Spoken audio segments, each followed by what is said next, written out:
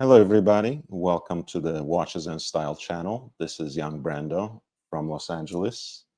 It's a beautiful morning again, and I want to talk to you about the Only Watch auction, the 10th edition of Only Watch, which just took place and which I covered live yesterday early in the morning. This is going to be hands-on videos of watches and my recap of the auction results and a little bit of commentary, of course. I had a chance to examine some of these watches, take a really close look at them when they were touring the world last year, and they had a stop at Christie's in Beverly Hills, and both Mathieu and Elie were extremely kind and helpful in allowing me to take a closer look at those watches. So I thank them first and foremost. That, of course, brings me to the simple point. You guys will remember that I've also covered the debacle last year that led to the initial cancellation and what turned out to be the postponement of the Only Watch auction. As you know, this is a charity auction, and there were a number of critics who came out publicly and who laid out their arguments, their criticisms, their questions on social media, and that seemed to have actually hit home, ended up with a lot of major brands and others withdrawing from the auction. And ultimately, it led to a process where the people behind the foundation, behind Only Watch auction as well, led by Luc Petavino, have introduced some transparency into the process. I have to be honest, I don't think that was enough. I don't think that really allayed the concerns of the longstanding critics. But ultimately, I think it changed people's perspective, perhaps, towards these events. I can count myself in that camp. To me, Only Watch auction has always been, and perhaps now more than ever, a biannual industry event where we get to see some cool watches. At times, we really marvel at the aesthetic capability and ingenuity of these brands. Other times, we might actually encounter some genuine technical innovations. And yet, in other instances, it's just another dial color that you don't necessarily find in serial production. All of that being said, I really look at this as an auction, of course, that has a charity aspect, which a lot of times is also what is publicly stated about many other auctions and many other lots. I don't really concern myself all that much personally with what goes on behind the scenes. And ultimately, I think I just want to talk about watches. That's all. So without further ado, let's go take a look at the watches and look at some of the results. I will present in no particular order some of my favorites, and we'll start with the FP Jaune Chronomètre Bleu Furtif, which was lot number 13 and which hammered at 2 million Swiss francs. A lot of what makes this watch attractive, of course, is the subtleness of its gesture. Of course, the fact that it is one of a kind, and let's not mince words, it is a sporty integrated bracelet watch, this time rendered entirely in tantalum and with a blue dial. So who can say no to that? It also lives up to FP John's reputation, or rather tradition, of presenting new movements, unique calibers in the Only Watch auction. The furtif in the name of the model refers, of course, to the subtleness of the numbers on the dial, on the face of the watch, but also to the way that the moon phase indicator and the power reserve indicator is embedded on the caliber, on the movement itself. And they can be only surveyed, only be contemplated, only be checked out by the wearer of the watch, or by someone who is intentional enough to pick it up and check it out through the case back. So this was, I think, a reasonable success for François-Paul Jean, if only it wasn't slightly overshadowed by another rising independent brand, another independent watchmaker, which is, of course, Recep Recepi and his chronometre antimagnétique, which was lot 37. Lot 37 finally hammered at 2.1 million Swiss francs, which meant it had overtaken Jean's pièce unique. I think ultimately the auction attests to the now standing success of independent watchmakers who are now established and sought after. Their time-only pieces, their distillation of this time-honored tradition of watchmaking, of Swiss horology for the most part, is still very much at the center of the collector's consciousness and of public attention more broadly. I liken it to something that Johann Cruyff used to say, the late Johann Cruyff,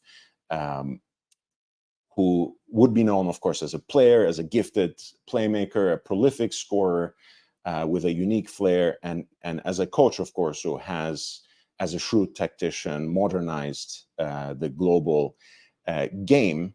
But for those of us who love over-intellectualizing the game on and off the field, Cruyff is known for his one-liners, just these Cruyffisms, as one calls it in English, which, of course, are quips, but they seem to contain some sort of philosophical truth. And one of the most famous ones is, of course, playing football is very simple, but playing simple football is the hardest thing there is. And I think that is something that can easily be applied to watchmaking in general, watchmaking more broadly. Time-only watches should be the simplest thing to do. It's not like the movement needs the kind of over-engineering and design and the technical ability to surpass certain obstacles that would be involved in a complicated making, but nevertheless, to make a time-only watch at this level requires some ingenuity, you might say cynically, a marketing ingenuity, but certainly some simplicity in aesthetics that should still sustain the appeal and attention of collectors. And this seems to be what Recep Recepi has achieved in heeding the suggestion that came from both retailers and collectors to make something simpler. That's something he realized in the Chronomètre Contemporain series, which is, of course, very well decorated, winning the Grand Prix in 2018 with the first version, and in 2022 with the second version. This watch doesn't properly belong to that series, but of course is in the same category. And perhaps the most distinctive thing about this watch is its beautiful case, which is made by the famous Genevan case maker Jean-Pierre Agman, who has been well recognized, of course, for making so many important cases for Patek Philippe chiming watches, and whose style takes heavily after those creations of sculptural beauty that were made by Émile Vichet at their best for Patek Philippe perpetual calendar chronographs, for example, the reference 2499 and the downward slope of these lugs that register almost as being claw-like, I think really brings to mind those creations. This piece sold for $2.1 million. Another personal favorite was, for me, lot number 33, which was a collaboration, a three-way collaboration between three young watchmakers, Peterman Beda on the one hand, and Offray Paris, Theo Offray from Paris.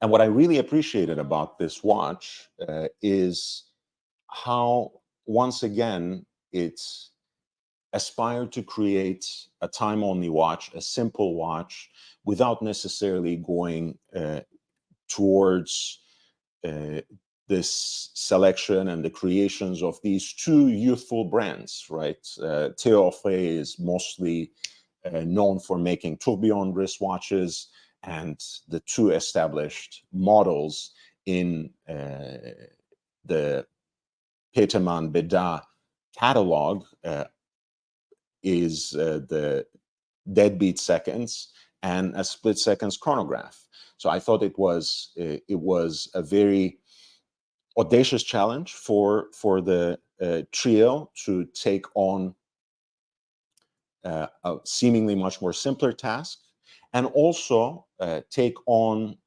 iterating, making their own version of the Zenith caliber 135, which so soon after Kari Voutilainen presented his take on it in collaboration with Zenith and also the Philips auction house in a 10+1 piece series. And of course, no matter what, the watch still carries the visual signatures of the two independent makers.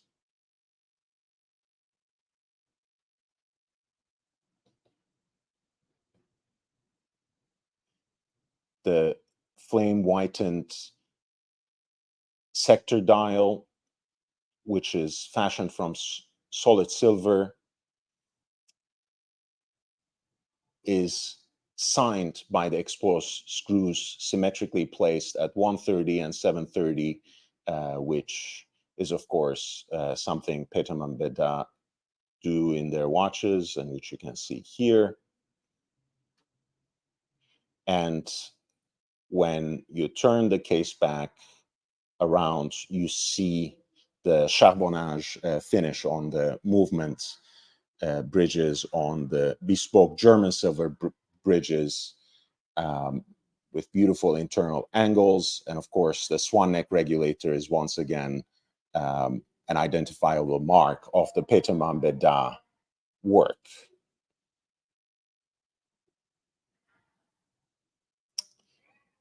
That was a piece, I think I forgot to mention it at the beginning, that sold for 240,000 Swiss francs. Another personal favorite and another high performer on this auction was Crayon with their Anywhere. Of course, it represents that beautiful and striking and useful complication of Anywhere, which can be designed, which can be adjusted to the wearer's position on Earth to indicate sunrise and sundown. But this particular example is really distinguished by that center dial, which is an example of pointillism and really unique and stunning from a visual standpoint. And the Crayon was perhaps the revelation in terms of the relative success that the result evinced, because it sold for 440,000 Swiss francs. And that was lot number 23. Just to continue with the theme, the unique example of the Sylvain Pinault Origine was also an important success. Lot number 41.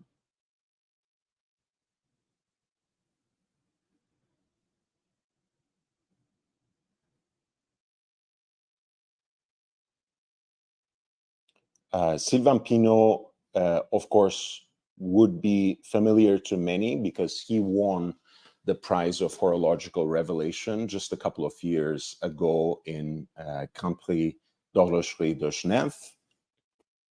And he is one of the really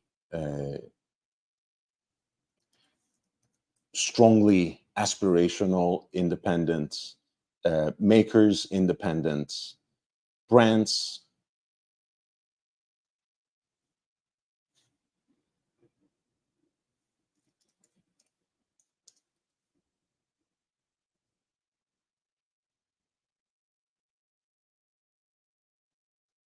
And one thing that I really enjoyed about this watch, which was lot 41, was how easy it was to appreciate its beauty, even from this short reel, this short video that I took, because we constantly say, when we share pictures or videos of these kinds of watches, the camera doesn't capture its beauty. The beauty of this watch, I think, is easy enough to capture, and it shines through really not only in the quality of finishing, front and back, inside and out, but also, for example, in the fine nuances that distinguish the black polished elements, the screws, the dial cartouche, the twin bridges for the escape wheel, the pallet lever on the one hand, and on the other, the stunningly flame blued and hand finished balance bridge. It's just a beautiful watch, and you can take in all of these things that I laundry listed just by looking at the dial. And even if you wouldn't be able to articulate it immediately, it is something that catches you at first glance. So that was most certainly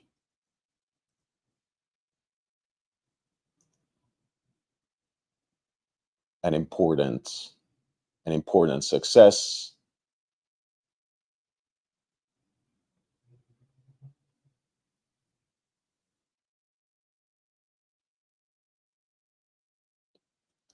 Another piece that I really enjoyed was the Barbier Müller Mosaic number 2, which was lot number 5 in the Only Watch auction in the 10th edition of the Only Watch. This piece sold for 240,000 Swiss francs. And it is the second time that this very boutique maker participates in the Only Watch auction, which they have previously used to introduce their series, the Mosaic, in 2017. Stéphane Barbier-Müller is himself a very passionate collector of watches. He is also part of the Barbier-Müller family, which has, of course, assembled one of the most important private collections on ethnographic arts over the course of 2 generations, edified by their museum.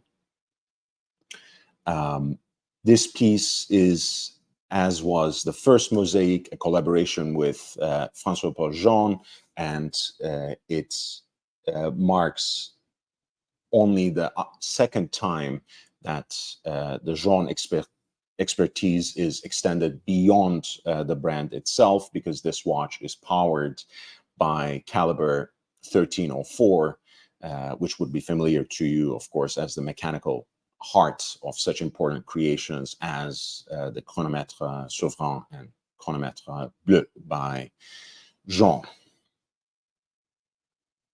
I think this piece is a beautiful design by the Geneva-based Eric Giroux. The dial is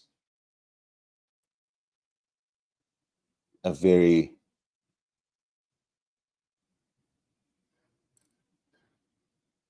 striking lotus flower, heartstones inlaid against the backdrop of a rich bloodstone surface.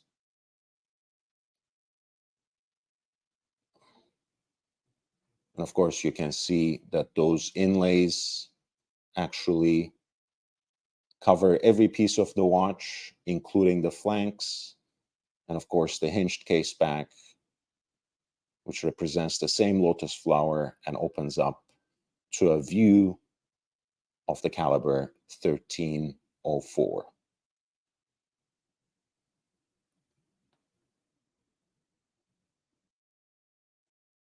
Barbier-Müller's Mosaic 2 was sold for 240,000 Swiss francs.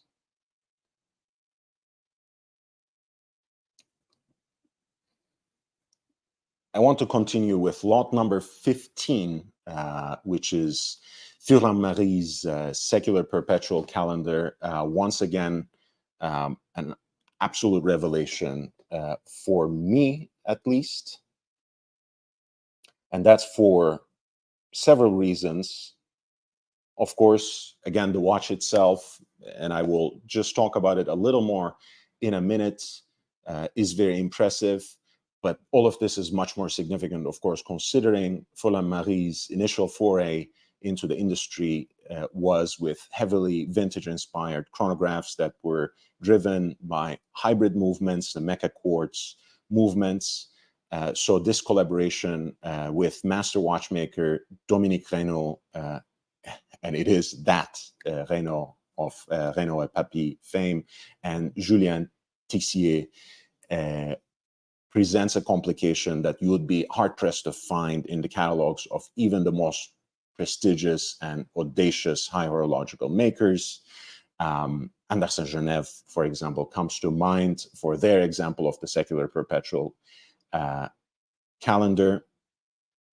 The secular perpetual calendar features a mechanism that can actually accurately account for 3 centurial non-leap years, 2100, 2200, and 2300, which means that over the course of a 400-year cycle, theoretically, this watch would be able to show you the correct date and time, which is quite a remarkable achievement, even though, of course, it has to remain in the realm of an abstract theory almost. And what's impressive about this is perhaps the simplicity of its movement, which is very exciting because, again, coming from Furlan-Marie, you know that it will come back to greet you at some point in some version as part of their catalog, as part of their serially produced line, and hopefully at a very accessible price point.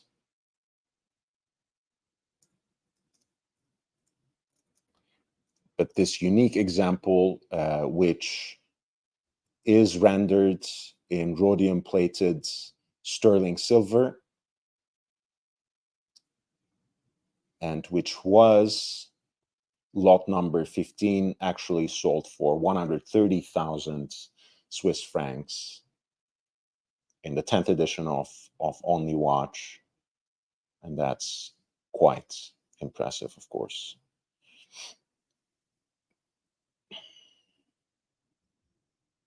Another major success was Kari Voutilainen's contribution, which is the CSW lot number 46. CSW actually quite simply stands for cushion-shaped world timer.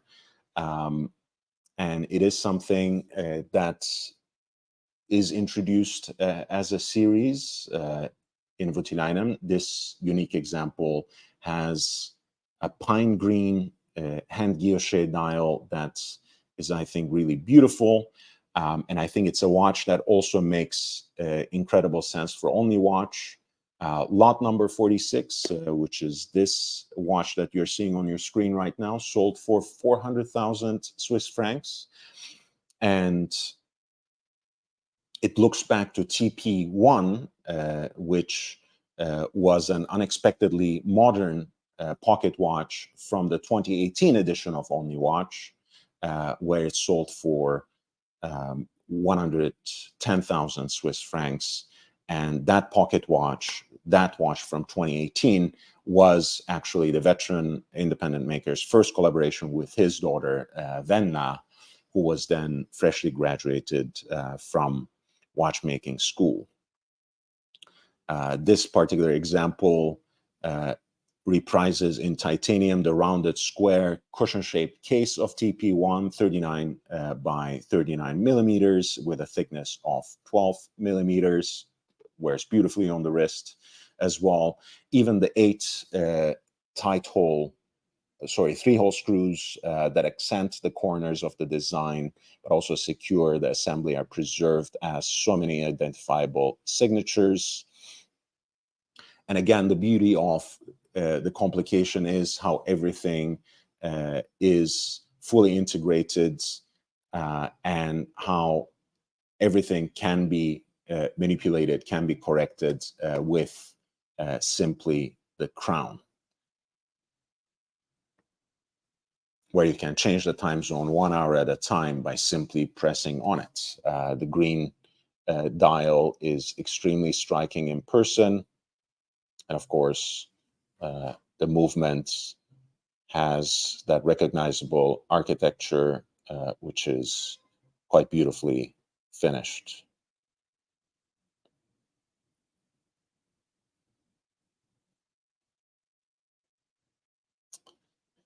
Lot number 18 was the quirky, but also very appealing collaboration between H. Moser and MBNF. This is a chiming watch, a minute repeater that is presented in the case of Moser's integrated bracelet sports watch, the Streamliner, and has Panda DJing over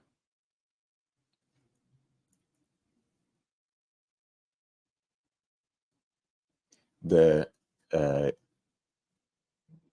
hammers of the minute repeater, which is a very funky touch. This piece hammered for 380,000 Swiss francs. Again, I think a major success.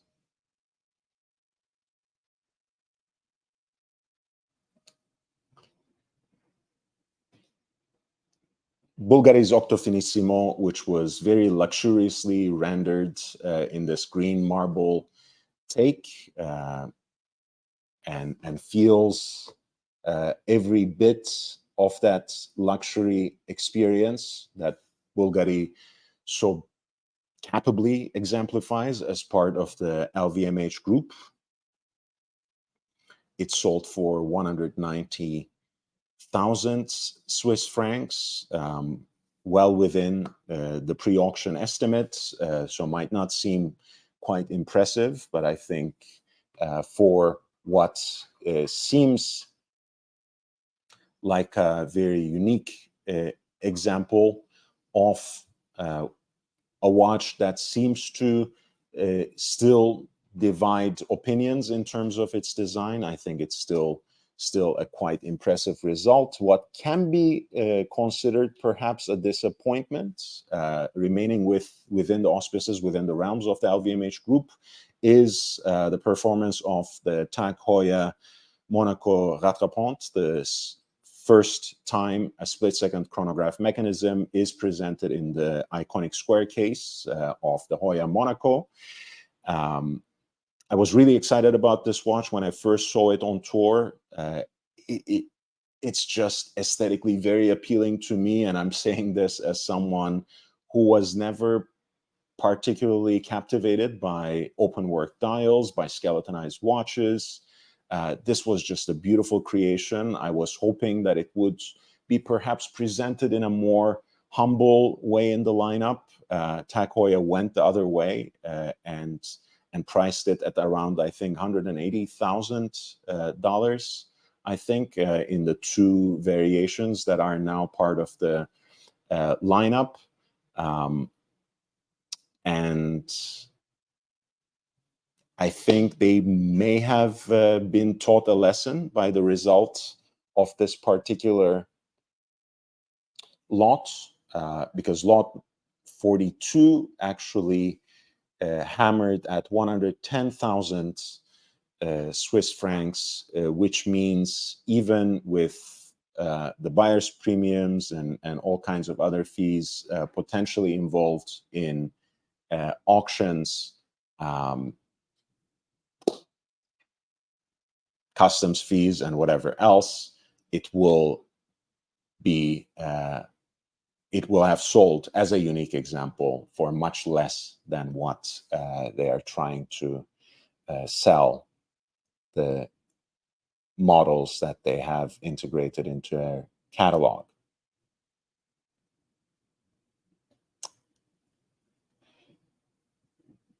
Thank you again for being with me in this video. If you have liked it, if you have learned something from it, please hit the like button. If you are just coming across this channel, I have watch-related content basically every day. So please hit the subscribe, click the bell icon so you can get notified whenever I post new videos. If you have any comments about the watches that I talked about the Only Watch project as an endeavor, please feel free to leave a comment down below. Otherwise, I'll see you in the next one, and I hope you stay safe, stay healthy, wear and enjoy your watches. Until then, goodbye.